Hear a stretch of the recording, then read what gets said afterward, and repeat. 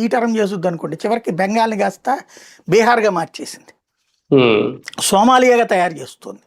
విరక్తి చెందినటువంటి వాళ్ళు ఇక తమ బిడ్డల భవిష్యత్తు తరాల కోసమని ఇప్పుడు సంఘటితంగా ఓట్లేశారు. అదే అక్కడ వచ్చినటువంటి తేడా. అది తెలుసు ఆవిడికి. సార్, ఒక రకంగా మమతా బెనర్జీ ఆరోపణలే చేస్తున్నా బీజేపీ మీద లేదంటే కేంద్ర ప్రభుత్వం మీద, ఎన్నికలకు ముందు కొంతమంది ఉన్నతాధికారులను అక్కడి నుంచి బదిలీ చేసేయడం, చాలా సమర్థవంతమైన అధికారులను బదిలీ చేసేసి అప్రధాన్య స్థానాలకు పంపించేశారట అక్కడి నుంచి. అలాగే ఇంకా ఈవిడ కుట్రలు అని చెప్తున్నా సరే అదంతా ఒక రకంగా పోల్ మేనేజ్మెంట్ లో భాగంగా చేసిందని అనుకోవాలా? బీజేపీ ముందుగా జాగ్రత్త పడింది, అది ఎంతవరకు దెబ్బ పడింది అనుకోండి? అది బీజేపీ చేసేదేం కాదు, ఎన్నికల సంఘం చేస్తుంది. ఇప్పుడు మీకు ఎక్కడైనా సరే ఏముంటది, ఏ అధికారి మీద అయినా విపక్షం కంప్లైంట్ చేస్తే మార్చేస్తారు ఆటోమేటిక్గా.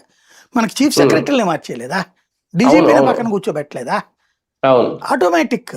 అది డెమోక్రసీలో వీళ్ళు చేసే కంప్లైంట్కి ఆధారం ఉండాలి, వేగ్ కాదు. ఆధారాన్ని చూపెట్టగలిగితే ఎన్నికల సంఘం మార్చేస్తుంది. మీకు చిన్న ఉదాహరణ చెప్తా. 2009 ఎన్నికల్లో చిరంజీవి గారు పోటీ చేశారు కదా, ఆ పోటీ సందర్భంగా తిరుపతి నేను ఇన్ఛార్జిగా ఉన్నా TV9కి. అప్పుడు కరుణాకర్ రెడ్డి ఏం చేశారు, తెలుగుదేశం వాళ్ళతో బాగా మిలాఖత్ అయిపోయారు. శంకర్ రెడ్డి అని తెలుగుదేశం తరపున అభ్యర్థి, అసలు ఎన్నికల్లో ప్రచారం కూడా చేయలేదు ఆయన. కనీసం నామినేషన్ కూడా 10 మందిని వెంట పెట్టుకెళ్ళాలి, అంతగా అమ్ముడు